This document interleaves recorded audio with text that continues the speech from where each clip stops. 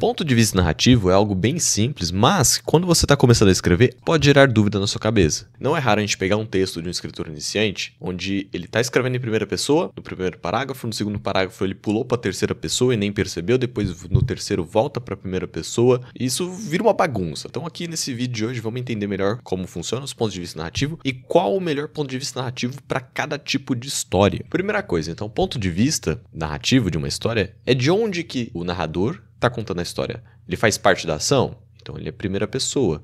Ele está contando a história de fora? Então ele é terceira pessoa. Ele está colocando o leitor dentro da história? Então ele é o ponto de vista esquisito, que é chamado de segunda pessoa, que usa o pronome narrativo você. Coloca, você fez isso, você fez aquilo. Esse ponto de vista não é muito comum e eu não recomendo nenhum autor iniciante tentar escrever com isso logo no começo. Você dificilmente vai ver um livro comercial escrito assim. Talvez aqueles livros de história interativa, onde o leitor ele vai fazendo escolhas.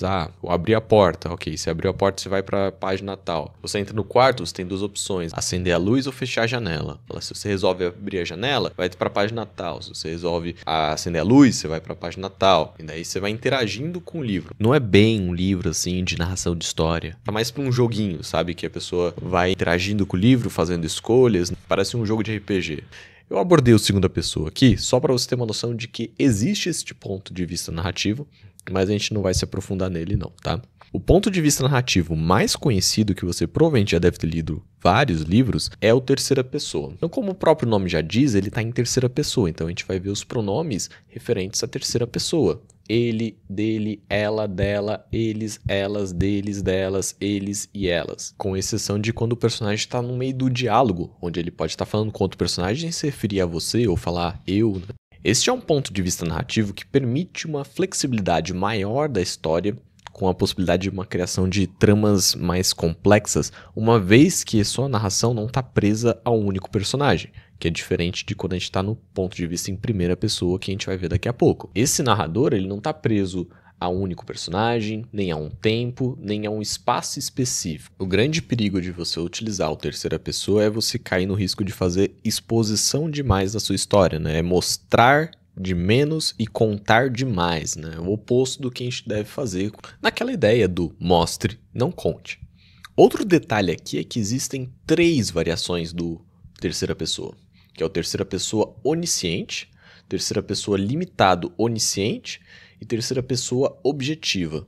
O primeiro, ele fala livremente sobre todos e todos, não há limites para tempo, espaço ou personagem. O narrador ele tem acesso a tudo. Tolkien é um bom exemplo desse tipo de narrador.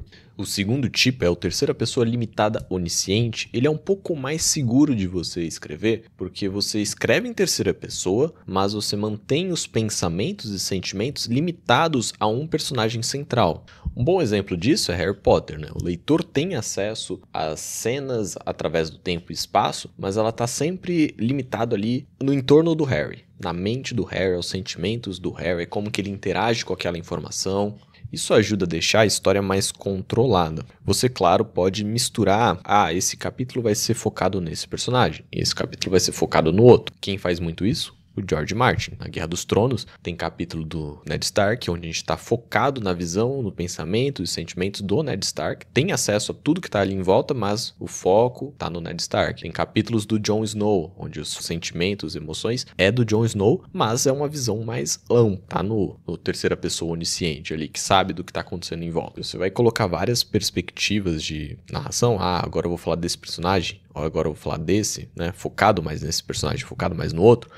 O único cuidado que você tem que tomar é para você não misturar isso no meio de um capítulo, no meio de um parágrafo. Não, você separa. Esse aqui vai ser focado na visão, nos sentimentos, em torno desse personagem. Esse outro capítulo vai ser focado em torno desse outro personagem aqui. Você não mistura no meio do capítulo, né? Isso chama pular cabeça. Você não faz isso. Por quê? Você confunde o leitor quando você pula a cabeça.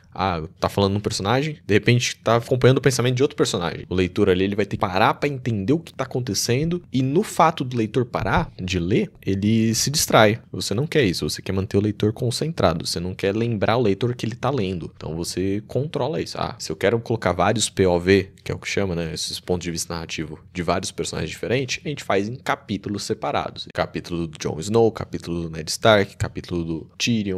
A terceira variação do terceira pessoa é o terceira pessoa objetivo, onde o narrador é uma entidade neutra, que não tem acesso direto ali da mente e sentimento dos personagens. Ele só vai narrar o que está acontecendo a partir de uma observação externa. Ah, o personagem fez aquilo, falou tal coisa, ele parecia estar de tal forma. Pode-se dizer que seria como se você estivesse descrevendo a história a partir da perspectiva de uma mosca sentada na parede que está ali observando as coisas, e depois ela vai lá no outro lugar, observa outras coisas, mas ela não tem acesso a pensamento, ao sentimento. Ela tá vendo o que está acontecendo. Enfim, esses são os 3 tipos de narrador em terceira pessoa. Lembrando que esse tipo de narrador ele é bom para quando você tem uma trama mais complexa, que vai trabalhar com mais personagens. Talvez a história do seu mundo seja muito grande, você quer explorar mais isso, e o terceiro pessoa te possibilita isso, porque você não precisa ficar focado no protagonista, você pode ter um capítulo só focado em um outro personagem secundário ali, para você mostrar algo que está acontecendo no plano de fundo que vai influenciar a história principal. Os livros do The Witcher faz bastante isso, tem umas horas que para falar um pouco da política, daí mostra uma cena, um capítulo focado ali nos personagens importantes da política, conversando. Chega até a ser um pouco enfadonho. E esse é um problema, né? Você tem que tomar cuidado para você não exagerar no infodump quando você está escrevendo em terceira pessoa. Agora vamos do ponto de vista em primeira pessoa, que na minha opinião é o mais prático, mais fácil assim para quem está começando. Eu gosto bastante de escrever em primeira pessoa. Essa forma de escrever, ela limita o escopo de informações que o leitor pode saber sobre os personagens e o mundo a tudo que o narrador tem acesso. Lembrando que tem 2 variações. A gente pode ter o primeira pessoa onde o narrador é o protagonista ou onde o narrador ele é um personagem periférico. Ele está ali envolvido na história, mas ele não é o protagonista da história. Um exemplo disso seria o Ismael no livro Moby Dick, onde ele tá contando a história do capitão, tentando caçar a Moby Dick. Ele tá junto da história, tá contando a partir do seu ponto de vista em primeira pessoa, mas ele não é o protagonista. Então temos essas 2 variações do narrador em primeira pessoa. É um bom formato, por exemplo, se você for escrever uma história de terror, porque o personagem não tá vendo tudo, então qualquer barulhinho tá dentro do que o personagem escutou. Não sabe o que tem atrás da porta, você tá limitado ao que o personagem tá vendo. E isso é interessante, mas às vezes cria umas dificuldades pra história, porque você não vai poder contar o que tá acontecendo do outro lado do mundo. Você vai ter que trabalhar mais com os sentidos, as percepções do personagem, o que ele tá vendo, o que ele tá ouvindo, o que ele tá cheirando. A principal vantagem desse tipo de narrativa é que facilita criar conexão, uma vez que o leitor ele tá na pele do protagonista, ele tá vivendo ali o personagem principal. Para escritor iniciante isso é muito interessante, porque facilita os novos leitores, quem tá conhecendo sua obra, já se conectar logo de cara. Em contrapartida, né, se a história for muito complexa, tiver muito personagem, não vai ser muito fácil de contá-la.